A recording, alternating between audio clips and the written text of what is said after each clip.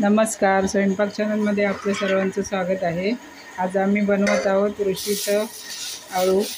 तर त्यासाठी इकडे तुपात मक्याची कणसं घेतलेली आहे, शेंगदाणे घेतलेले आहे। आता टाकूया आळूची देठं चिरलेले बारीक। आता घालूया दोडका आणि पडवळ बारीक चिरले। आता टाकूया लाल माठाची भाजी आणि देठं।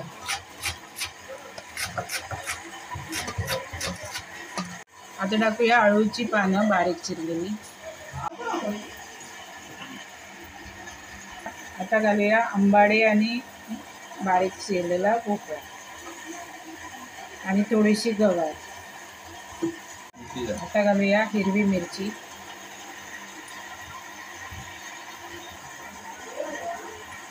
आता गॅस लावून घेऊया।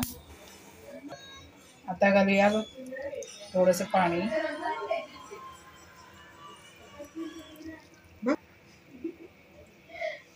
बस, आता वरून झाकण ठेवूया।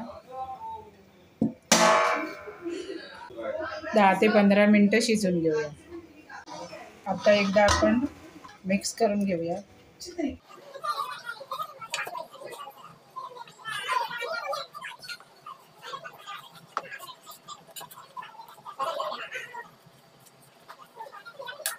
आता परत झाकण ठेवूया।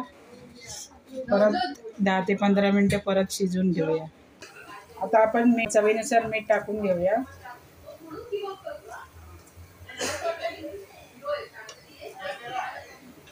आता परत एकदा मिक्स करून घेऊया।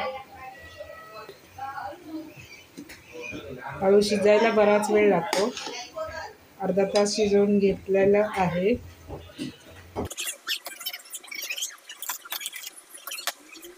आता आपण परत झाकण ठेवूया आणि परत 10 ते 15 मिनिटं शिजून घेऊया।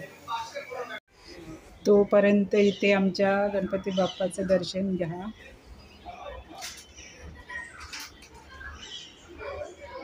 आता आपण याच्यात भिजवलेली चिंच आणि गूळ घालूया। खोबरं घालूया। छान आता मिक्स करून घेऊया। मस्त छान आपली आळूची भाजी म्हणजेच ऋषीची आळूची भाजी छान शिजलेली आहे।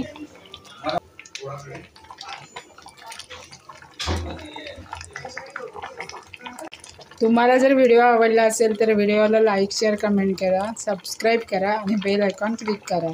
धन्यवाद।